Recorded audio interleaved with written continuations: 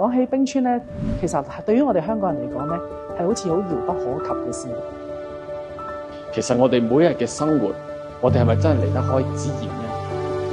以前我哋成日諗起冰川咧，就一係喺南極，一係就喺北極。咁原來有個冰川咧係咁接近香港嘅。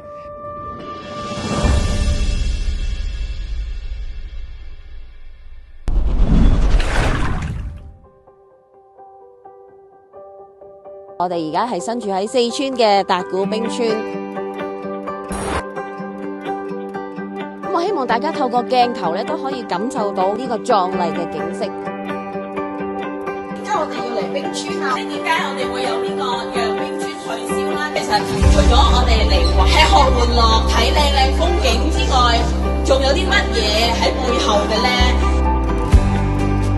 首要咧，我哋咧就要令我哋扶輪社友去認識到我哋保育冰川嘅呢個重要性，然後咧我哋要做一個推廣宣傳啦。國際扶輪咧，我哋就有7大聚焦嘅，咁環境保護咧係我哋7大聚焦之一啦。我哋作為一個世界公民，必須要做嘅責任啦。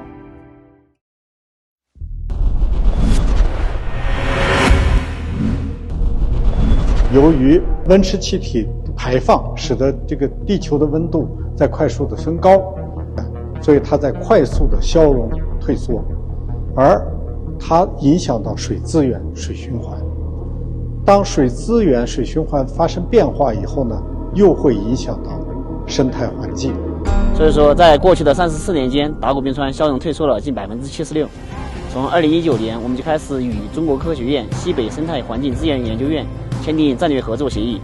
在2020年8月份，我们就开展了全国的首次冰川盖被子实验，能够减缓冰川的消融。我们铺设了3000平米的材料。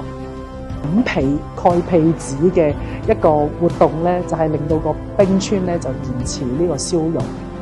我哋係 people are action， 我哋係行動，我哋不在乎淨係口號，支持同埋鼓勵所有人去參與。歡迎大家嚟臨參與我哋今日四川達古冰川呢度，見證呢一個歷史性嘅時刻。我哋係更進一步想將呢一個計劃咧推向國際嘅舞台。讓冰川退燒！而家就等我哋一齊走入熊貓谷，睇睇大熊貓嘅風采。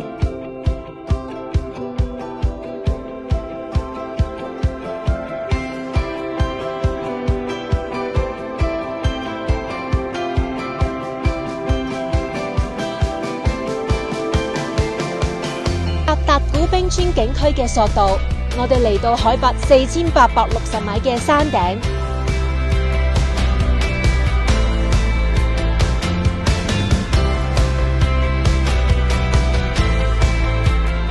都可以抽一啲時間靜落嚟，親近下大自然。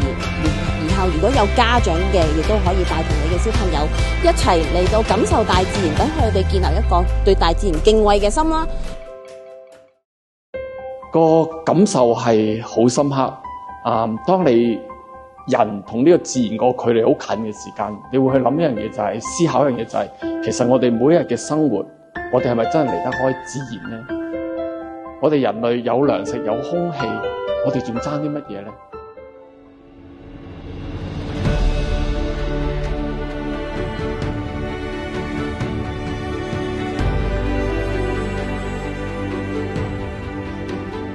集中大家嘅專注咧，係可以將一啲災難化為一個力量，從而可以帶動到一個長遠健康嘅發展。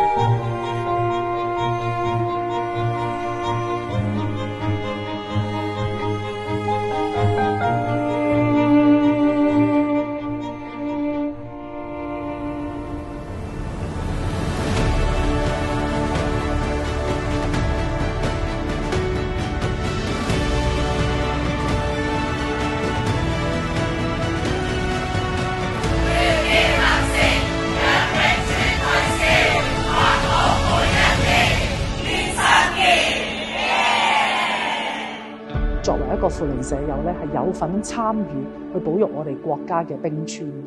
但保護自然嘅路仲要繼續行落去，向大家發出一個邀請，由今日開始加入我哋，一齊關注氣候、愛護環境，推廣可持續嘅生活方式，令地球回復健康。